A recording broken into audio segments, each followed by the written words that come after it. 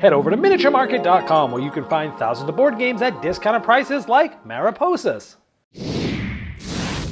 Hello my friends, it's the Game Boy Geek here. Today we're going to be monarch butterflies. We're going to be flying from the south all the way to the north as far as Canada and coming all the way back, breeding 4 different generations on the way. Today we're taking a look at Mariposas. This is from AEG and it's designed by Elizabeth Hargrave. This is her follow-up to the smash hit Wingspan. Now I got a chance to play this one time at the Gamma Trade Show last week, so I'm going to show you just very high level how the game's played, and then I'll tell you what I think of my first impressions after playing it just once. So here we go.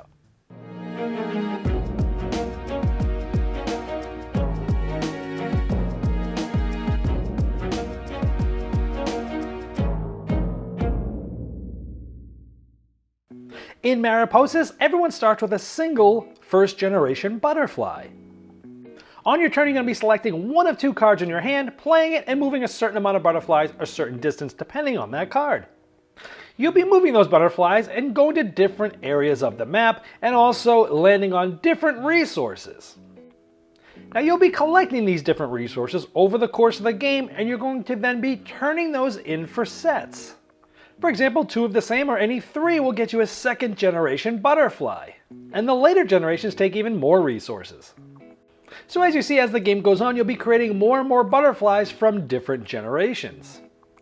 Some specific waypoints will allow you to collect bonus cards, and if you collect all 4 from that, you'll get a special ability, and these are different each game.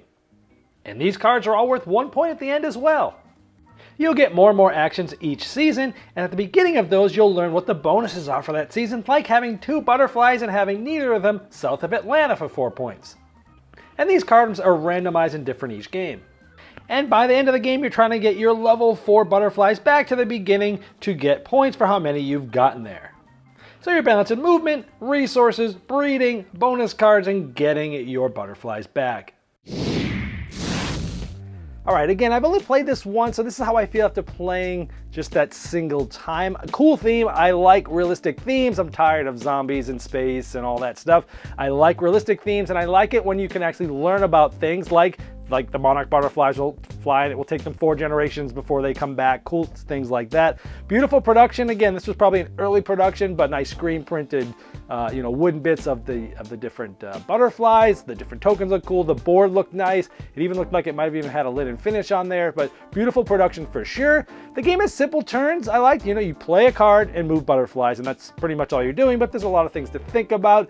I'm gonna try not to,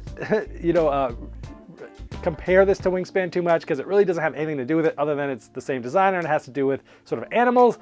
But everyone asks me the questions, and one interesting thing is, like in Wingspan, the game had an arc where you have less turns each round, and this has like a reverse arc where in the earlier seasons you have a certain amount of turns, and each season you're getting more and more turns, so you're getting more and more decisions towards the end of the game. Interesting arc to the game where you're trying to breed as the game goes on, different generations of butterflies, and you have a little bit more time to do so each season.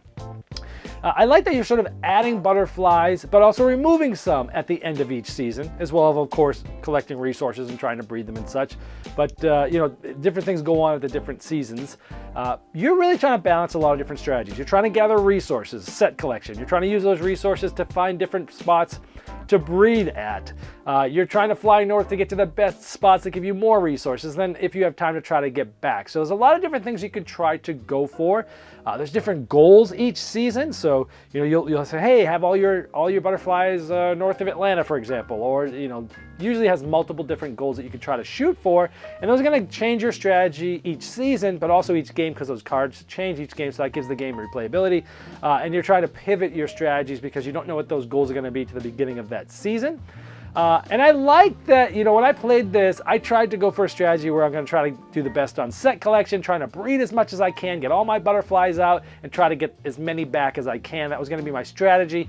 And I did that pretty well. I got the most butterflies back than anybody. I ended up scoring the second most than anybody. I didn't win, but I like that you can't just focus on that one strategy that I did and win the game. I like that. The person who won actually they did a little bit of everything. They got second most butterflies back. They got a lot of the bonus cards. and they did a lot of the good sort of end of season bonuses. So they did everything pretty good, nothing extravagant, but they did a little bit of everything and they won. So it'll be interesting to see how that plays out from turn to turn, but I was happy to see that I couldn't just go after one strategy hard and just win the game, and I thought that was kind of cool. So there was definitely things I liked about the game. Again, just after one play, and I don't want to, again, compare this too much to Wingspan, but I remember last January I played Wingspan. Of course, the game has gotten huge awards, won tons of awards. It's been on many lists, and it's just been a smash hit. Can't even stay in stock. I think I was one of the first ones to review that game, and when I played that game, it did make me say, when you play the Wingspan the first time, I was like, oh, I had stacks of other games to review, but when I finished that game, I was like, we got to play this again, and we got to play this again. We played it 3 times in a row without even getting up, and certain games do that for me. This one didn't necessarily grab me that way. After my first play, I was like, okay, all right, I'd like to try it again sometime, but it didn't like lock me to my chair. I was dying to play it again like I did Wingspan. I think, and this could totally break the game, but I would have liked to have maybe seen something with a little bit more variability in the board where, maybe there's a backside where it's modular, where you have different tiles you could put for the different resources so that each game you're going to see different synergies and see different things that you might want to focus on. Could totally break the game, I don't know, but something I would have liked. I didn't dislike anything about the game. There wasn't anything that I was like, I don't like that. Oh, that seems too unbalanced. Oh, it all seems to work well. But it wasn't one of those ones, sometimes when you play a game that really gets you, really grabs you. You think about it at night, you think about it before bed, sometimes you think about it in the morning and the next day. This one didn't do that for me. So even though the first play didn't leave sort of this lasting impression that I wanted to jump back and play it right away, I am going to be interested in playing it more once it finally comes out and see if different, I think there's going to be more depth there as I have a chance to sort of peel back this onion a little bit. But after the first play, it's not one that I'm just like dying to play again. Until it comes out, I'll definitely be getting it as soon as playing it as soon as it comes out. But it's not one I'm going to be losing sleep over waiting for it to come either, and that is Mariposas. Did you miss the Game Topper 2.0 Kickstarter? Have no fear, it's not too late to get in on the ultimate gaming accessory. Convert your table into a high-quality gaming table with a fully portable Game Topper system and take advantage of some of the best 3mm premium gaming mats in the industry. New styles, new sizes, and new accessories can be yours. Upgrade every game you play by late backing now at GameToppersLLC.com.